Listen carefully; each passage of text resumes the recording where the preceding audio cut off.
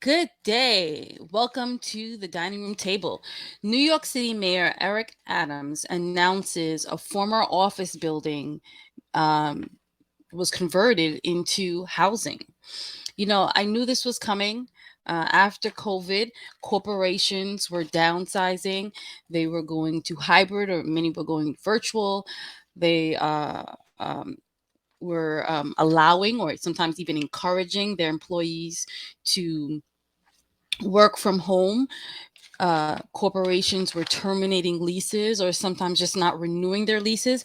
And landlords and building owners were being stuck with unused and sometimes unwanted office space. And then you also have, this was an issue in many downtown areas anyway, that, not just COVID, it just created the issue um, uh, for people to actually um, move on from office space and say, you know what, let's find other means of running our business with technology, Zoom, and all those things. But also on the weekends, you have, office space not being used, on holidays. So the businesses would close down a lot of times. You would see, delis and bagel shops and coffee shops. Sometimes they don't, they're not making as much money when offices are not being used. So the mayor is going to be making an announcement. Also, renters, you have a lot of renters who, instead of looking for a one bedroom, was starting to look for two bedrooms so they can make their other room a home office. So the need for residential space is there. And of course, we cannot leave this out: the housing crisis, national housing crisis, New York City housing crisis. So the need for residential is really there. Uh, it'll be interesting to see how the zoning plays in, because there's going to be zoning issues, and then affordable housing, right? Will this be affordable housing? So let's listen to Mayor uh, Eric Adams and see what his plan is for this conversion. They did a tour and now they're going to be doing their remarks.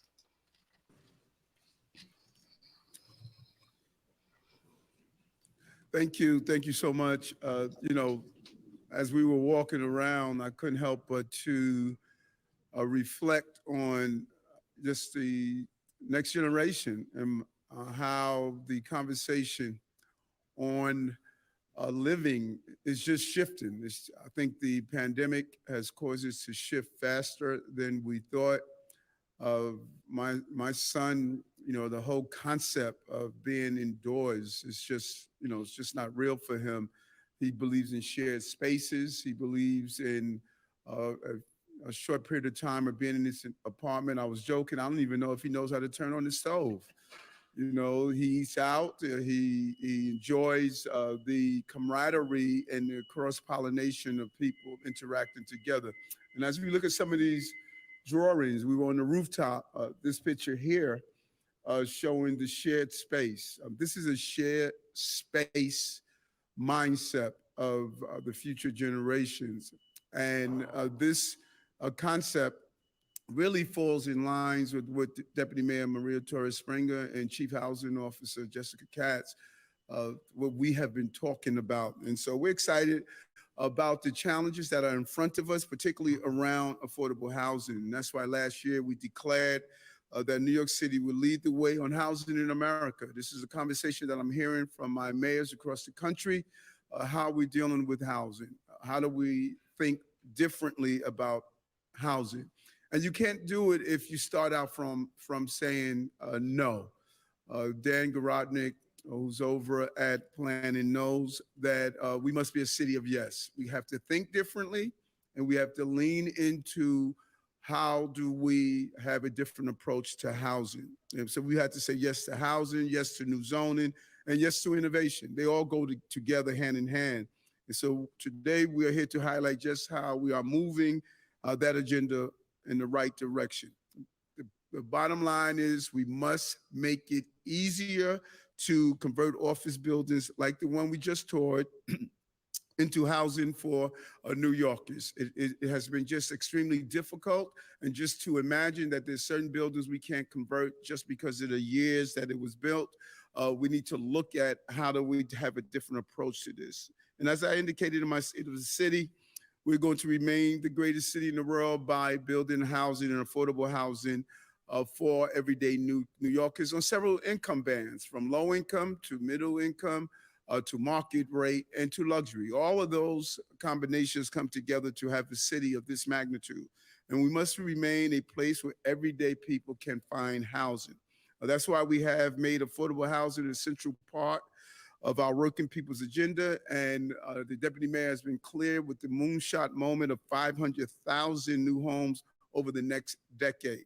We released our Housing Our Neighbors plan to connect more New Yorkers to safe and stable homes.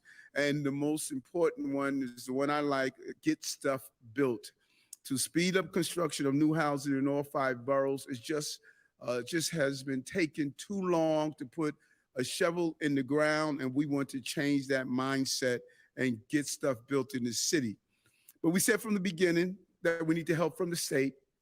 During this time, our team, we have been in Albany repeatedly engaging in very fruitful and healthy conversations with the state lawmakers.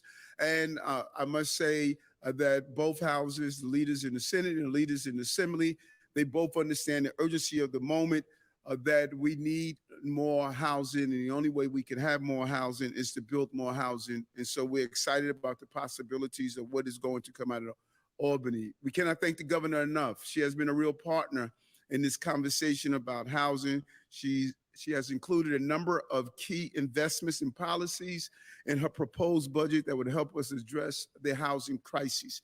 And we are here today to say that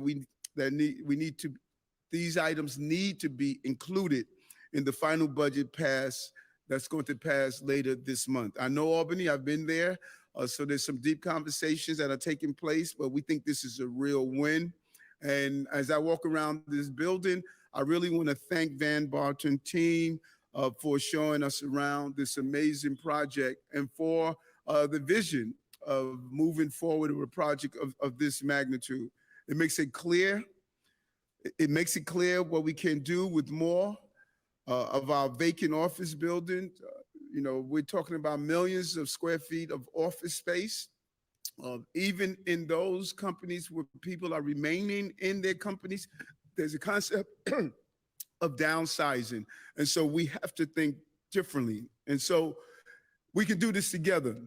It's about having partners in the state, but also partners in the city council. And I am really pleased to be here with our finance chair, Council Member Brennan, and Speaker Adams, the leader of the council, who are also aggressively understanding that we must partner together to plan to speed up these office conversions and for raising their voices to keep the changes we need from the state. And I also want to thank just a real leader, the chair of the New York City Planning Commission. Dan has been a real visionary, even as a council person, and now he's in this important role and job. He comes with every day his A game of how we're going to build more and how we're going to have our city's office adaptive reuse task force that he is in charge of. He's coming up with common sense solutions to the housing crisis and spending time in Albany as well. We've already been talking to the partners in the state legislators. We're excited about the outcome, really leading with our Chief Housing Officer, Jessica Katz, and Deputy Mayor for Economic and Workforce Development, Maria Torres Springer. They have really pushed this agenda forward for our city. Our goal is to get this done, come up with some real victories out of Albany's. And we want to also keep pushing for an incentive to help property owners make much needed repairs in exchange for keeping homes affordable into the future. But we cannot forget one of the most important things we can do is 421A. It's crucial that we get this done, even if we do a temporary version until we can hammer out the details, but we need an extension of the 428. This would allow construction to be completed in an existing pipeline of affordable housing projects. It is crucial that we do so. This is not a giveaway. This is an incentive to get more affordable housing units in place. Without it, We simply will not be able to build affordable housing at the rate we need. We also make a case for more funding for NYCHA tenants, new regulations for basement and cellar apartments, and a number of other important changes and investments. When you think about it and do a real analysis, the housing crisis of the 1920s, we built 750,000 new homes, more than 3 times the amount we've built in the last 10 years. We did it then, and we could do it again. And not only can we do it again, we must do it again if we're going to address the housing crisis. And working with our partners in Albany and the City Council, we can take the next major steps towards providing quality housing for all New Yorkers. New York must be a city where working people can live, thrive, and generations can continue to aspire to be here from generation to generation. And this administration will lead in the way. And again, I want to bring on my partner in government, City Council member Justin Brennan, who fully understands how important this moment is. Justin? Thank you, Mayor. When we passed the bill in the City Council to create the task force to explore office to residential conversion, is basically because I got tired of hearing people talking about, can it be done? I went to the mayor and said, let's actually figure it out. Let's sit down, let's get the greatest minds we have, and let's figure out if it can be done. And I think what's happening here is really an example of that, of putting a what if into action, and a what if and a why not. Right now, we're really in the throes of an affordable housing crisis. We're not in the throes of an office space crisis. We have too much unused office space and not enough housing. So it's really a no-brainer. It's one of those moments when everything just lines up and makes sense. Like the mayor said, we need our partners in Albany to incentivize these conversions to make it easier for developers to do this. If they have unused office space and we have such a need for affordable housing, this is the way to make it happen. We're going to do everything on the city level to make it as easy as possible to go through this process, but we need our partners in Albany to really incentivize this and make it as easy as we can. This is something that almost 75% of New Yorkers support, turning unused vacant office space into residential units. It has overwhelming support across the city, and it's just really a common sense, no-brainer policy. But now we have to do everything we can to incentivize it, to make sure that it gets done and makes it easier to get done. You're talking about maybe 40,000. If the blueprint that Dan's task force laid out, that we could house about 40,000 families, over 20,000 units in the city just by converting unused office space into residential housing. So let's get it done. Thank you, Mr. Mayor. Thank you. Thank you. Hold on, before we do that, why don't you come, you or your son, one of you come and say a few words about this project, okay? I'll be very brief. Thank you for your time. Thank you, everyone, for your time and support. Creating a livable place for people to both socialize, work 24 hours a day, 7 days a week, rather than having a part of the city that is quiet a few days a week, active a few other days a week, is vital. It creates a better community, a safer community, and effectuating a change and enabling office buildings to become residential buildings is paramount. And we've done it at 180 Water Street. We're doing it here and a few other places in New York City. And we continue to support the plan to keep that momentum going. So thank you. Thank you. Appreciate your time. Very much, very much. And for those of us who remember pre 9/11, this was a 6 p.m. community. I was assigned to District 2 that covered Lower Manhattan as a transit officer. 6 p.m. people were gone. Now this is a 24-hour, 7-day-a-week. People are walking their dogs, enjoying the nightlife and enjoying living down here. And so we've been here before, and we cycled out of it. And so we're looking forward to it. And thank you for being a pioneer and forward thinking as we turn this dream into reality. Yep. Couple questions. If I wanted to rent a 1-bedroom apartment here, once it's done, how much would that roughly go for? What are some of the incentives that you're putting out there to get people on board? And what are some of Good the question. challenges with turning a space? Because that answers if it'll be affordable. Okay, why don't we turn it over to you, Deputy Mayor? The rent part of it, uh, you could give up the rent part of it, but Deputy Mayor. That's right. Thanks for your question. So, what we're looking for in Albany is the ability to do a couple of things to make this type of conversion easier across the city. One is a change to what is called the multiple dwellings law to allow the conversion from office to residential. Right now, if you look at the map of where this type of conversion is allowed, it's really a patchwork depending on when a building is built and where it is in the city.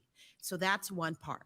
The second part to your question, though, is we're also looking for authority for a tax exemption that would allow the possibility of affordable units whenever there is a conversion. So those are the two things that have to work hand in hand so that as there is conversion, there's the ability for more affordable units. So just to explain that the tax exemption um, would just help um, the the landlord be able to offer less rent because the building owner would get some type of tax break. So that's how they're looking to make it more affordable. And then also, as the mayor spoke about, the zoning, to be able to change the zoning from office to residential. I'll let Richard talk about this building. This is a market rate building, and we're happy that it. So market rate means it's not affordable. It's the full price of whatever the market calls for the building. So it's interesting to, you know, the mayor spoke about it being affordable. How can the landlord make it affordable? These incentives that they're giving to the building owner, they have to trickle down to the tenant. Is converting to residential. But if we are successful with our partners in Albany, then what we'll see is not just the conversion to residential, but also the addition of affordable units because of that, the tax exemption. So the first step right now is just being able to convert the office building into residential because it's different zoning. So as if she's saying, that's the first step. The second step would be Albany assisting in getting these exemptions and being able to lower the rent. So the first thing is the conversion from what she's saying. And the incentive that will be made possible. Rents will start at about $3,000 a month. Woo!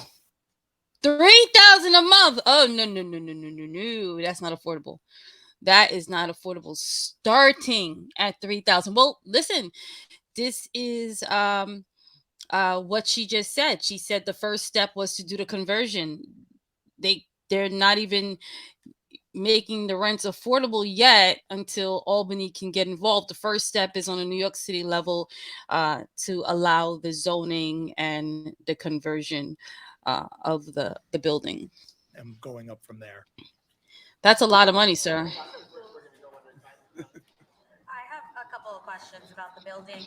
How long did it take to convert one unit? How many units will be per floor? And, you know, we're talking about affordable housing crisis. How does a $3,000 unit help with an affordable housing crisis? Some people can't even afford to pay $1,000. Right. No, what we have in the city is a housing crisis, And the goal is to build low income, middle income, and market, and to shore up NYCHA. So it's not a one size fits all. We have the housing crisis. When I speak with my principal and police officer, they are having a housing crisis. So we don't want to divide and separate our city. We have a housing crisis. And as the deputy mayor stated, that if we're able to incentivize the affordable units by putting money into it, like we did with other projects in the city, the Bruckner project, Innovation Queens, the Willis Point project, we're able to do so. So the game is to make sure we get the zoning to get out of the way so that we can use the creativity to address the housing. Okay, so what the mayor is saying is that there's a housing crisis, not just an affordable housing crisis or low income housing crisis. There is just housing crisis, period.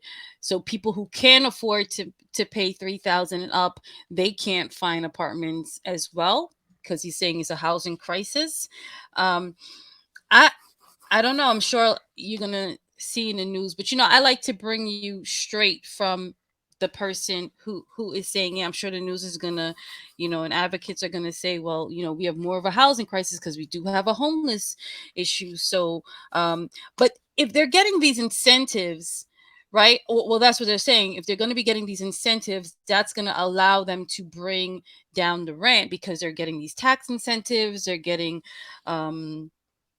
these incentives from Albany, but $3,000 is a lot of money. I remember going into a building in Brooklyn and looking around at the apartments, and a lot of the apartments were empty.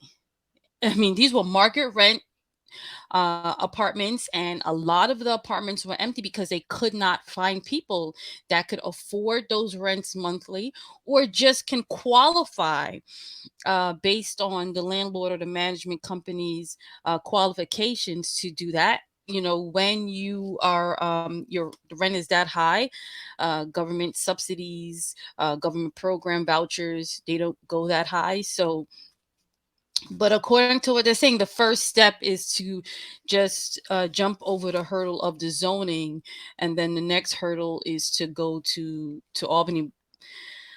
I don't know. uh Probably going to have a lot of people jumping in to do these conversions. Let's see if we address the low income affordable crisis as well. Housing crisis. But hold on, yeah, one at a time. We got you. We got you. And so they want to talk about the floors. All right. Can you say your name? Oh, yeah, Joey Kaleli. So overall, 588 units, and from start to finish. So we go systematically throughout the building from bottom up. So from the time we started until the time we get our first TCO for that set of units. So TCO is a temporary certificate of occupancy. So they had to go through the building department. Right? Remember, it was a use conversion. An office space is the use of an office space is different from the use of a residential space when you come to the kitchens, the bathrooms, the living areas. So a TCO is a temporary certificate of occupancy that just basically lays out every single unit in every space that is part of that building. So the temporary is it has to be converted into a complete certificate of occupancy of what that space is actually going to be.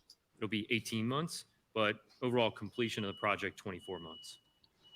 So without the incentives, yes, sorry, we could answer, without the incentives that you're looking for, how did you decide to convert this? Like what economics were in play? Now, I want to say that's a good question.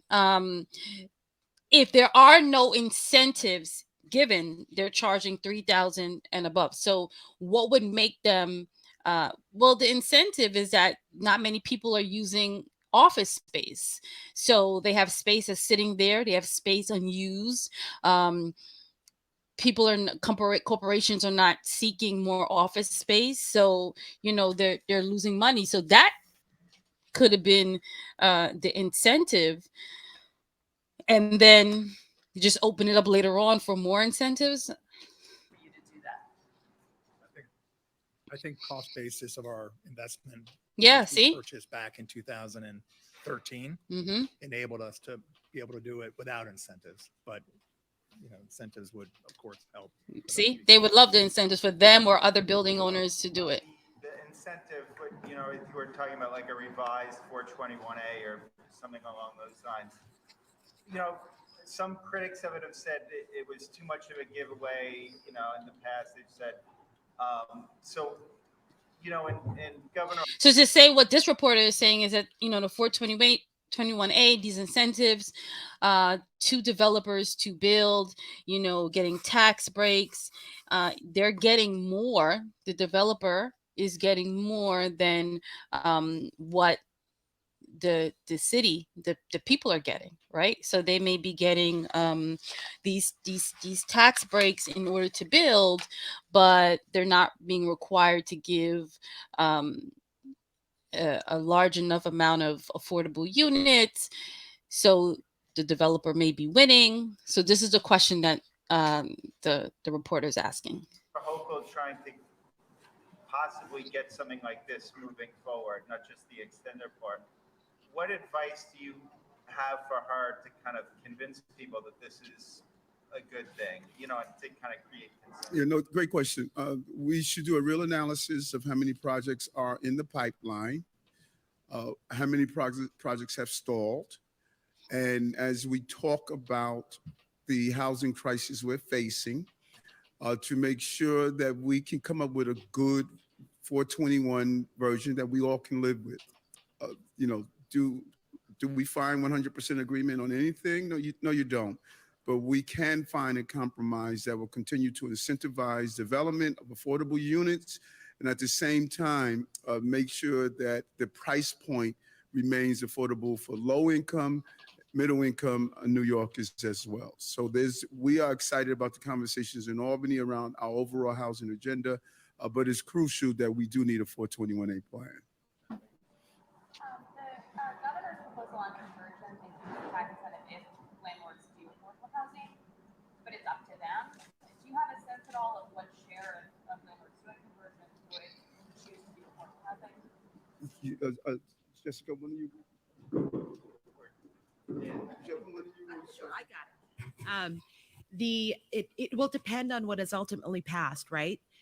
Because with each of these, with each of the incentive programs, the devil's usually in the details. So our goal is to make sure that it's the type of incentive program that makes sense to get the conversion, to get the affordability, so that we're not eroding our own goals. But we can follow up with specific estimates, but we're not trying to force anyone to do a conversion. What we're trying to do, as the mayor mentioned, is to get rid of all of the barriers, and there are many of them that exist today, regulatory, financial, to make these conversions possible, because we have to use all of those tools to meet the housing crisis that has been dire and unrelenting over the course of the last several decades. So how many units are we going to have? What we're talking about, the percentage of or number of units that we're going to have that are affordable? This project here is market rate. This project here. Our goal is to do the changes that we're talking about so that we can incentivize by putting in city resources to do affordable on low income and middle income. So it looks like, as they said, they were trying to just, get the first one through to show the conversion. Like I said, I knew this was going to happen when you have, after COVID, when you have so many people going virtual, they just wanted to see how it would go. He spoke about the temporary certificate of occupancy, the building department getting involved, the zoning, and now their goal is to go to Albany and get these incentives. So developers want to do more of it, because as the reporter asks, how were they able to afford to do this conversion? It will cost a lot of money. You got to get engineers, you got to get architect, you got to file permits, you have to get your professionals involved. So they were able to do it. However, for other property owners to do this, they may need incentives. Okay. So, on this agenda, there's the office to residential conversions, 421A. What are some of the other items that the governor maybe didn't put in her budget that you're going to be pushing for? Where are those at in terms of negotiations? Jessica, you want to talk about some of the housing stuff?